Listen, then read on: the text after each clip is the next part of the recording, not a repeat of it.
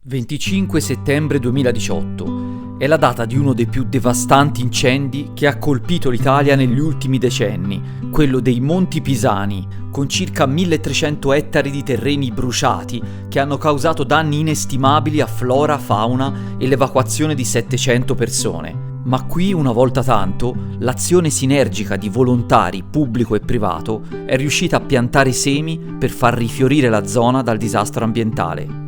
Questo martoriato pezzo d'Italia è un esempio di resilienza, un inno su come si possa rinascere, in questo caso letteralmente, dalle proprie ceneri.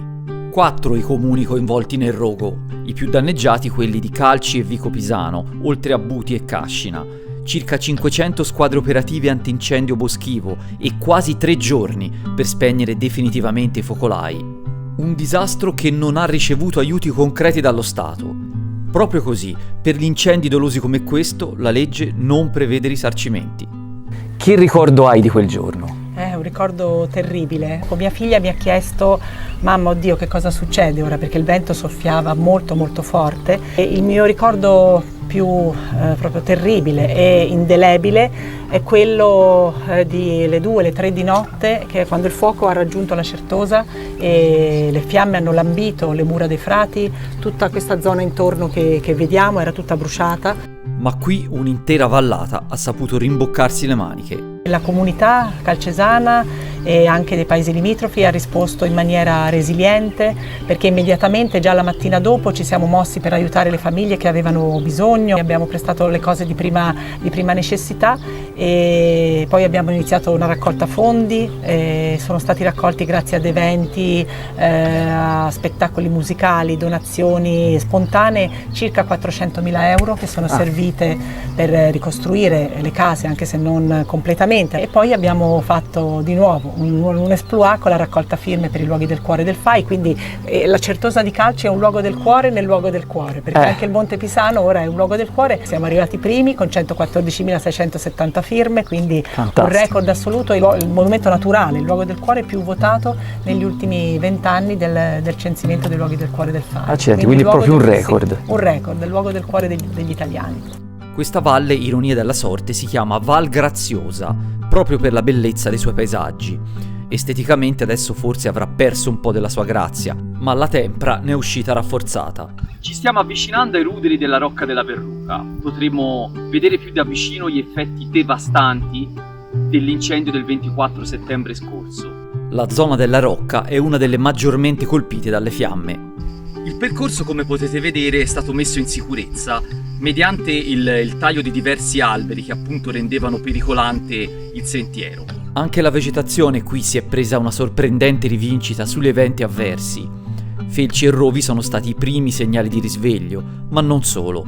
Il nero della distruzione sta lentamente lasciando il passo al verde del nuovo sottobosco, capace di oltrepassare il manto di morte lasciato dalle fiamme. Gli esperti pensavano che tutto fosse molto più lento, in realtà la natura sta facendo il suo corso e soprattutto le piante autoctone come rovere, roverella o le sughere sta ributtando, perché il problema di questi monti, se così lo vogliamo chiamare, sono i boschi, le pinete di Pinus pinaster, che è considerato un carburante perché è facilmente infiammabile come albero. Sono tornato su questi sentieri a distanza di 5 anni e insieme alla crescita dei miei capelli è chiaramente tangibile anche quella vegetativa.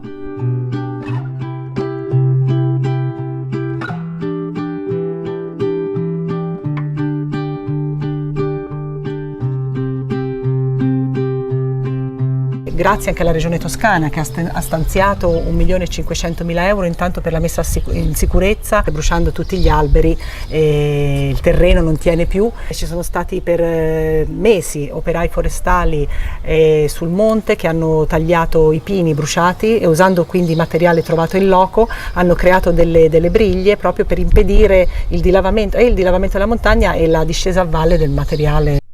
La Rocca della Verruca è un'antica fortificazione eretta dalla Repubblica di Pisa per sorvegliare la zona all'epoca paludosa della Valle dell'Arno.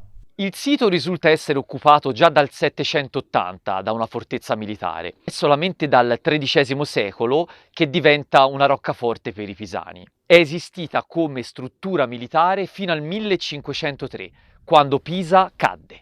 Poi ci sono luoghi del cuore nel luogo del cuore. Questa panchina, forse meglio di ogni cosa, rappresenta lo spirito di sopravvivenza dei Monti Pisani. È la cosiddetta panchina degli innamorati. Questa panchina sembra essere stata miracolata dal rogo che è arrivato fino a qua. Tutti gli alberi nei dintorni sono totalmente inceneriti. Questo luogo è stato negli anni meta di curiosi e di coppie alla ricerca di tranquillità e romanticismo. E lo è ancora. Si gode una vista che spazia fino a Pisa, Livorno e le isole dell'arcipelago. E da questi monti si scorge anche l'imponente Certosa di Calci, un altro luogo oggetto di un importante recupero. È diventata poi luogo del cuore soprattutto nel 2014, quando si capì che doveva essere salvata perché versava in stato di degrado. Erano 40 anni che un ministro non faceva visita a questa Certosa, che come ricordo è di proprietà dello Stato, e i cittadini hanno deciso tutti insieme di formare un comitato e di partecipare al censimento dei luoghi del cuore del FAI. Abbiamo raccolto 92.500 firme, che fu un record perché pensate che Calci ha solamente 6.500 abitanti. Arrivammo secondi, ottenemmo i 50.000 euro del FAI per restaurare il 400esco chiostro del capitolo. Il ministro Franceschini stanziò in 2 tranche 6 milioni di euro con cui sono stati restaurati i tetti da cui pioveva. Il devastante incendio per la legge ha un unico colpevole, un giovane ex volontario dell'antincendio boschivo. 12 anni di carcere la pena, poi ridotti a 10 a fronte dei 15 richiesti dal PM. Decisivi a suo carico la ricostruzione dei suoi spostamenti e le riprese di alcune telecamere. Ma qui l'amara scia delle fiamme non ha fatto ardere un clima di giustizialismo, la rabbia ha lasciato spazio all'azione attiva. Decine sono le iniziative per far rinascere la zona, dal rimboschimento con piante autoctone che hanno coinvolto anche bambini, alle raccolte fondi online gestite da un apposito comitato di volontari. La regione toscana, inoltre, in sinergia con la comunità del Bosco del Monte Pisano, continua a portare avanti interventi di salvaguardia e ripristino delle biodiversità della zona accidentata. Insomma, questo pezzo del nostro tanto criticato paese si è dimostrato un modello per forza, compattezza e solidarietà. Lo prendiamo ad esempio?